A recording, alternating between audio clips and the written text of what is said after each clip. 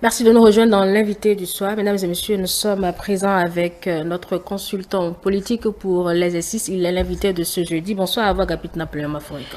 Bonsoir Angèle, bonsoir à tous nos téléspectateurs. Une sorte de crise, si on peut le dire, semble ouverte au sein de l'UEMOA. La dernière session qui devrait consacrer la session du Burkina Faso à la présidence de l'essence s'est soldée par le retrait des pays de l'AES de la Réunion et pour cause, une faute de consensus à Printemps pour que le Burkina Faso puisse accéder à cette présidence. On cherche à savoir comment on en est arrivé là et les issues possibles. La première question déjà, c'est pour savoir, Agapit Napoléon Maforika, pour une présidence qui est censée être tournante, pourquoi les chefs d'État refusent au Burkina Faso de prendre la présidence de cette institution? Bien, merci. En fait, ce qui s'est passé montre comment les chefs d'État sont agacés par la situation au niveau des trois pays créant l'AES. Agacés au regard des causes des situations qui ont abouti à ce dénouement plutôt déplorable. Sinon, en clair, les statuts de l'UMOA, l'Union monétaire ouest-africaine, qui sont complétés par celle de l'Union économique et monétaire ouest-africaine, font de la présidence tournante, non, faire en sorte que les ministres des Finances, un peu à tour de rôle, c'est bien dit dans les statuts de l'UMOA, à tour de rôle exercé, et la présidence. Et dans ce cadre-là, le Burkina n'est pas exclu. Le Burkina n'a pas dénoncé les traités. Le Burkina continue d'être membre entière de l'Union, tout comme les autres pays, le Niger comme le Mali, en principe, ils devraient accéder à la présidence de la conférence et du Conseil des ministres. Que vous inspire alors cette situation plus ou moins confuse? Oui, c'est le jeu d'acteur, c'est un peu... Hein, je ne suis pas dans le dossier, moi j'ai côtoyé un peu les petits rouages à une certaine partie de ma vie professionnelle, en tant que journaliste professionnel, journaliste économique de l'UMOA 99 à 2004. Donc, je connais un peu le fonctionnement, un peu avec les traités de 94, les traités de 1994. Je pense que les traités ont été révisés en 2003, hein, mais n'ont pas touché à l'essentiel. Ils n'ont pas touché, sont restés quand même ce que je connais. Le Conseil des ministres, qui est un organe sensible, très spécifique, parce que c'est après la conférence des chefs d'État, c'est le Conseil des ministres. C'est un organe très important, un organe technique et politique, parce qu'il est, disons, un peu comme la croix de transmission entre les chefs d'État et la commission, les experts, les institutions spécialisées, un peu comme, vraiment c'est le moteur de l'Union, et donc il joue un rôle important, et c'est l'organe seulement où c'est cette présidence qui dure 2 années, donc elle a exercé plusieurs mandats de 2 ans, et à tour de rôle, c'est bien dit, à tour de rôle, donc du coup, c'est légitime que le Burkina aspire à présider cet organe. Cela dit, s'il y a eu un blocage, ça suppose que il n'y a pas eu les consensus qu'il fallait. Il y a peut-être le fait que ces États aient quitté la CEDEAO et des frictions, des attaques, disons, un certain nombre de rhétoriques peut-être belliqueuses, ont pu énerver la Côte d'Ivoire, le Bénin, et qui ont mis le fatwa, un peu contre l'adhésion, la section de Burkina à cette responsabilité. Voilà. Oui. Alors, ce faisant, Agapit Napoléon Maforika, est-ce que ces pays-là ne rompent pas avec une tradition existante? Est-ce qu'ils ne créent pas justement la crise au sein de l'UEMOA? Je pense que résoudre le problème très franchement et clairement lorsque les pays-là ont acté leur départ de la CEDEAO. C'est là on a vu la Mauritanie a quitté la CEDEAO sans bruit. On a vu le Brexit il y a quelques années. Non, si un pays fait partie, normalement, et les traités prévoient la dénonciation du traité. Jusqu'à présent, les pays n'ont pas dénoncé le traité de la CEDEAO, de l'UEMOA, ni de l'UMOA, ni de l'UEMOA. Donc, parce que l'UMOA, c'est l'union monétaire. C'est la base d'abord. Ensuite, il y a eu l'union économique, avec le marché commun et tout ce qui s'ensuit, l'union douanière, le marché commun. Donc, il est évident que n'ayant pas dénoncé et n'ayant pas été exclu, ils sont partie prenante. Et le siège est d'ailleurs à Ouaga.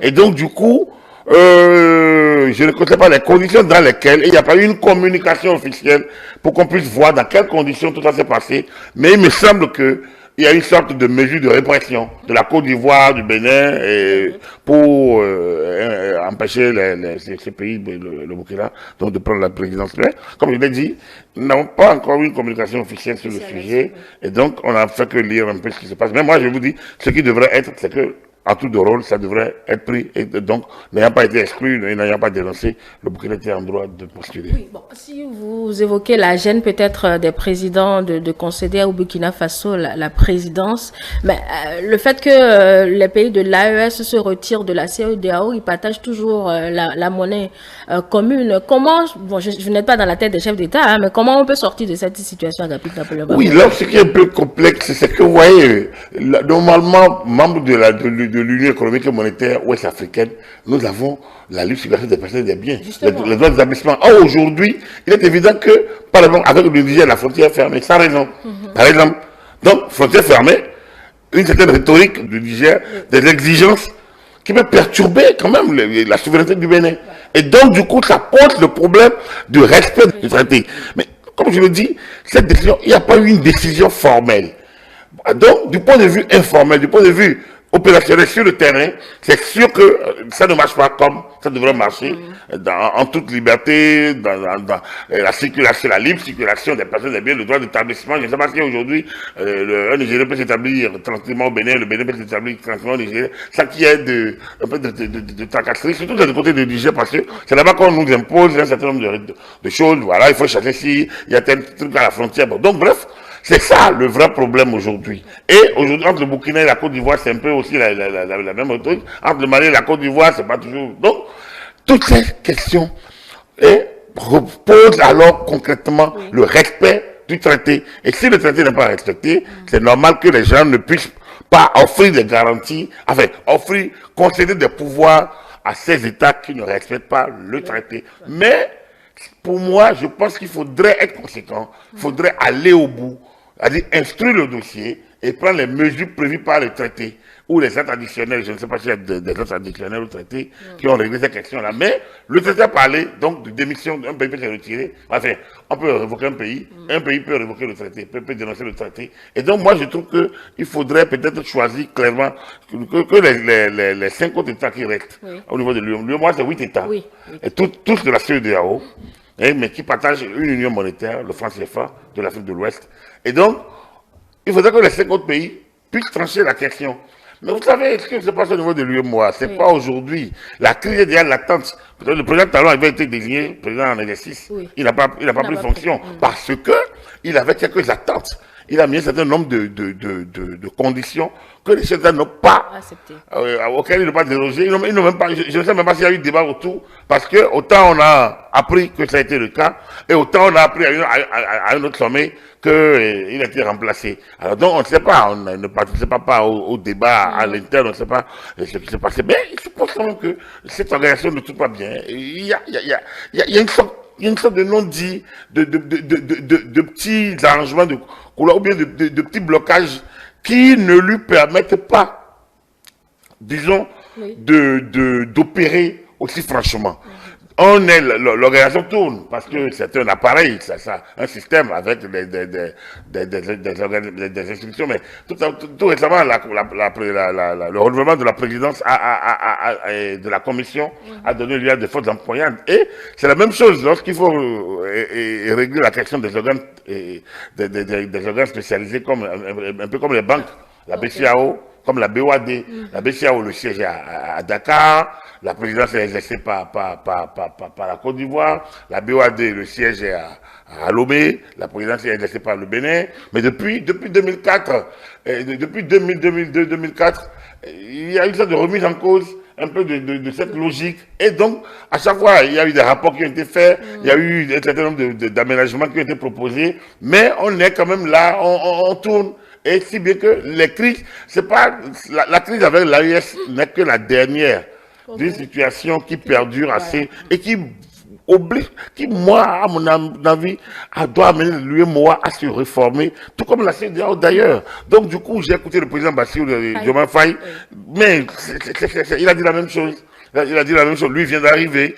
Mais le président Talon, lui, l'a vu faire et il a proposé.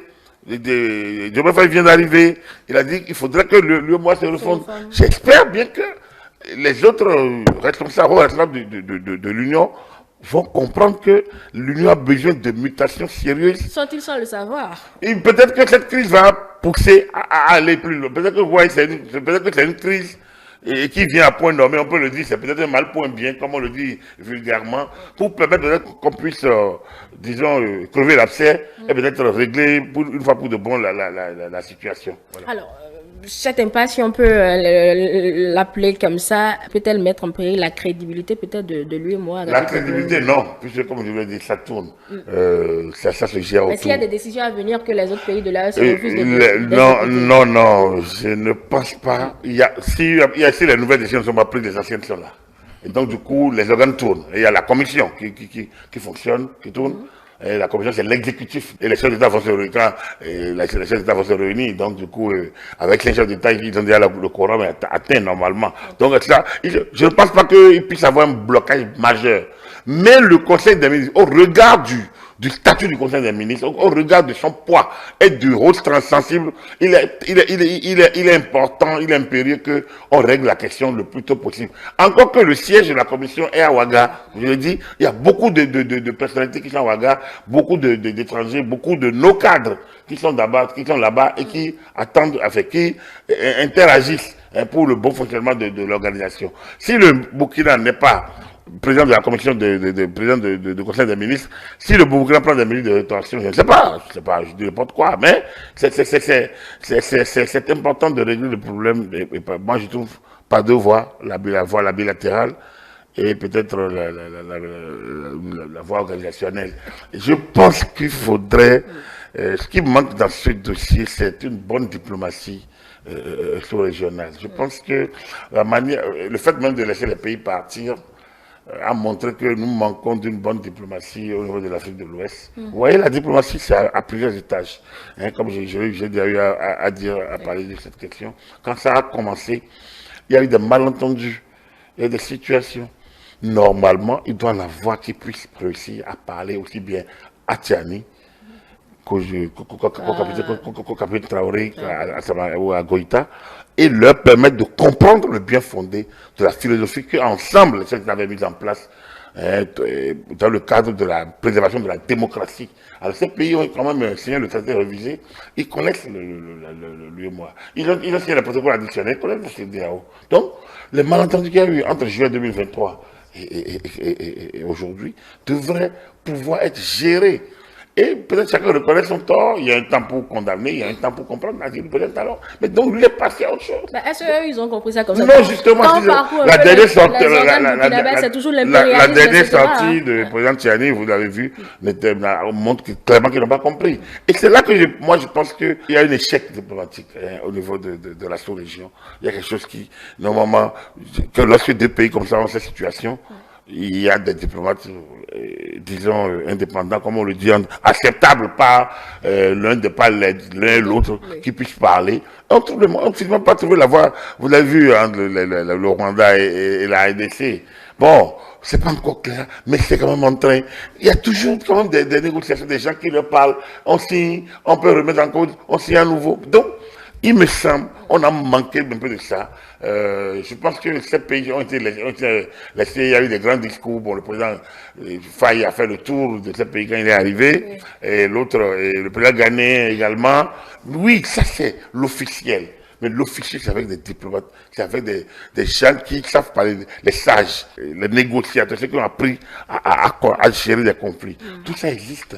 Oui. Tout ça existe. Donc, je pense que quelque chose, ce qui s'est passé est déplorable. On ne devrait pas, ça ne devrait pas venir au grand jour, parce que ça aurait dû être géré en amont, beaucoup mieux en amont, et que on aurait pu, la preuve, quand le président Talon a fait cette exigence, on n'a plus rien entendu, il a été remplacé après. Donc, on aurait pu, là on sait qu'il n'a pas été, on ne lui a pas donné une suite, et il n'a pas voulu prendre une organisation éclopée et être comptable d'un certain nombre de dysfonctionnements, peut-être ça c'est la lecture du dehors, mais du dedans on ne sait pas. Donc, quelque chose a manqué, quelque chose manque à notre région.